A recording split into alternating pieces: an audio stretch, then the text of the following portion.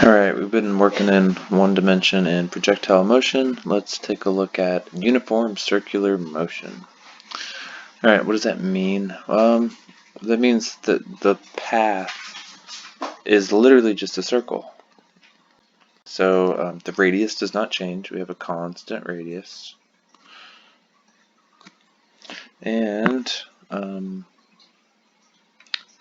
it can be speeding up along this path, or it can be slowing down on the path, or holding a constant velocity.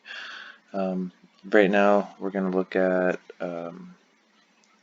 just the acceleration due to having a constant velocity at any given instant. So at some point it has some velocity vector, and if you remember, that velocity vector is always tangent to the path.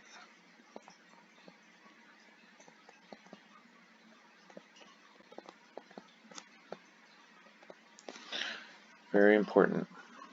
So if I drew a couple more, about one right here, one right here, if it was going in this direction, some mass, some vehicle, some airplane turning, it could be all kinds of things. A planet sweeping through in a perfect circular orbit, which is pretty rare. Then if it has some constant velocity,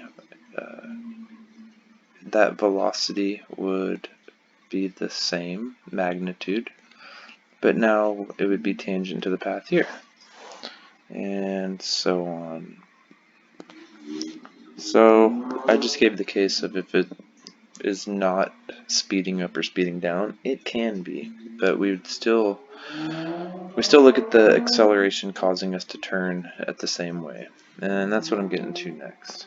For a turn to be possible, we have to remember this right here.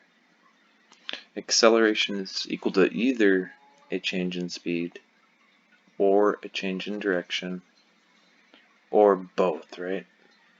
So that's what I mean by it could be speeding up as it goes around the circle or slowing down. But right now we're talking about this change in direction. So let's pretend it's holding a constant speed. We can figure out the acceleration, but before I give you the formula, let's take a look at what the vector looks like. The acceleration vector for something in uniform circular motion always points towards the center. So at any point right here points towards the center. So it's going to be perpendicular to the velocity vector at any given time. That acceleration is the thing causing the turn, and we can calculate that acceleration as the speed at that instant, or the velocity squared. Often it's just the speed over the radius.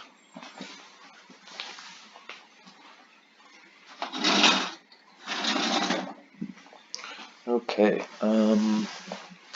we often designate this with a little c down here, and we call it a centripetal acceleration. Centripetal acceleration. You've probably heard the word centrifugal before. We shouldn't really use that word. It's a pseudo force or a fake force, and that force comes from, let's pretend you are in a car.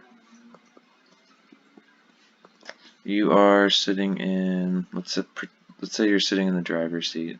Ding. Alright, if this car takes a curved path, your body feels like it's going out to the right. So if it turns left, your body moves to the right relative to the inside of the car. But relative to the earth, your body wants to keep going straight. It's the car pushing on you that makes you turn. Makes your body actually keep up with the motion of the car, which is keeping up with the turn. and that's a centripetal acceleration, or a centripetal force caused by the friction in the tires, or the what we'll call the normal force of the seat and the car door right here pushing on your body, making you go in that curved path. But for now, let's say know that if you need the center-seeking acceleration, the centripetal acceleration, that we can get it by v squared over r, and if we had to put it into vector form, it would be pointing towards the origin, so we can do that too. Sometimes they'll ask you the period, how long it takes to go around, and that's just a simple 2 pi r over v. It's not something I honestly memorize. I either derive it or just look it up real quick. Okay, so let's take a look at another circular path, and I'm going to go ahead and throw an origin on this one.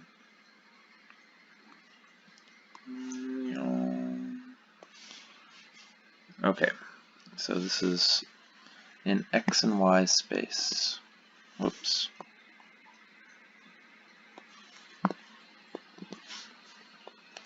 And let's say we're looking at some point here, and that makes some angle theta with the x-axis right here. We could draw its velocity vector tangent to the path.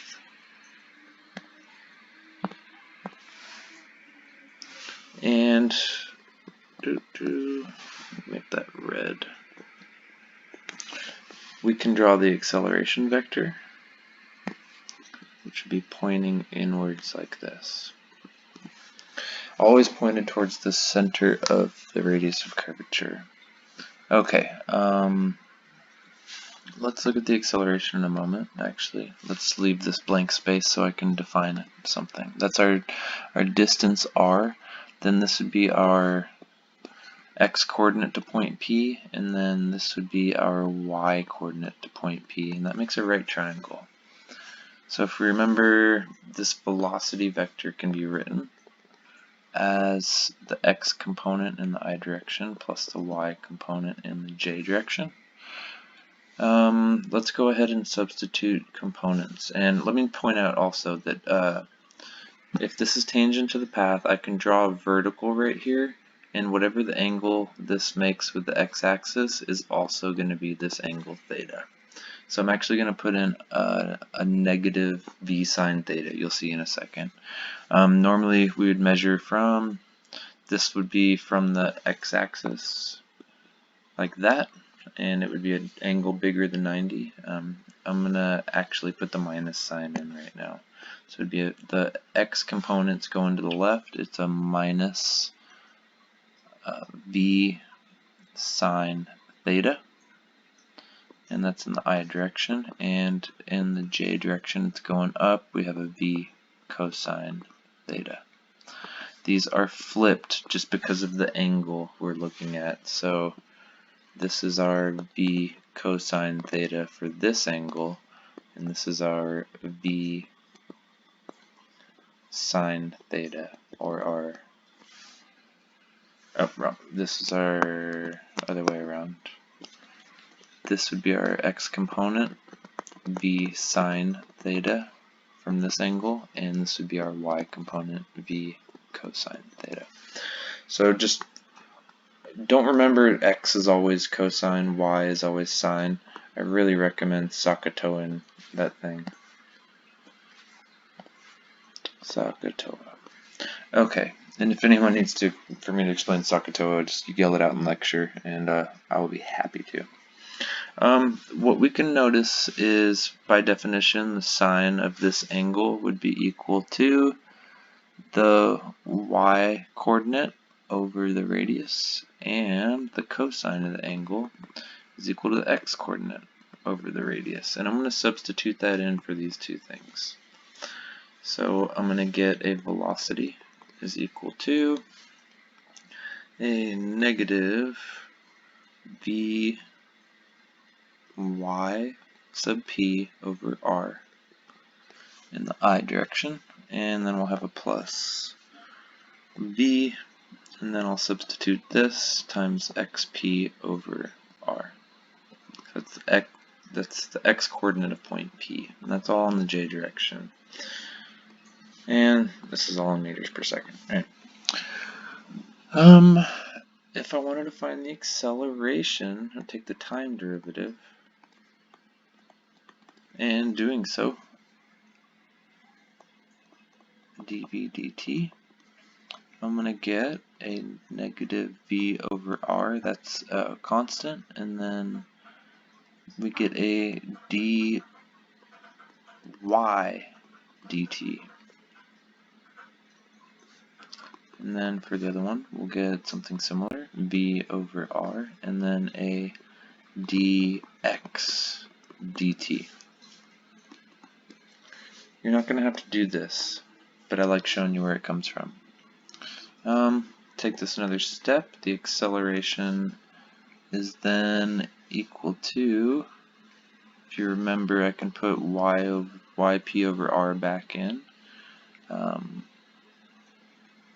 We can use the fact that dxp dt is equal to the velocity in the x direction. dyp dt is the velocity in the y direction. And putting it back together, we will get a minus v squared over r cosine theta. So that looks familiar, right? Now this just gives you the component if you know the angle, and a minus v squared over r sine theta in the j direction. All that would be in meters per second squared. Alright, that may come in handy right there. I think that's equation 439 in your book. Once again, we can always find the magnitude of something by taking the components and squaring them. So if this was the x component right here, and this is the y component right there, I would just take the x component and square it and add it to the y component squared. What else do we have?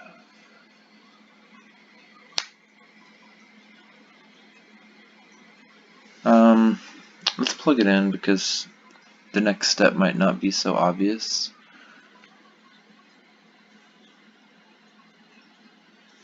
What we will get for this is a v squared over r, and because each term has it, right? Let's go ahead, and since we're looking at the magnitude, this just becomes a positive.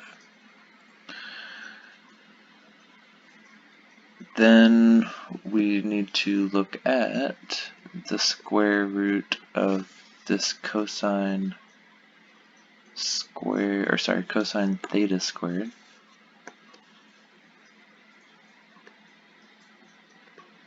plus the sine theta squared. And what is cosine squared plus sine theta squared? It's equal to 1, so we just get v squared over r times the square root of 1, or v squared over r. Alright, that's where we get our center-seeking acceleration, centripetal acceleration from right there. And if we wanted to prove our angle, we could do that with a tangent inverse of that angle phi, using the y component of acceleration over the x component. And we remember we have v squared over r in both terms. Those end up canceling, and we also have a sine theta on top and a cosine theta on bottom.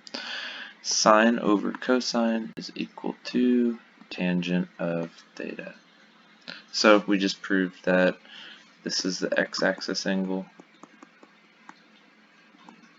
and this is the angle measured phi. What this means when phi is equal to theta, so It means the acceleration is directed along the radius.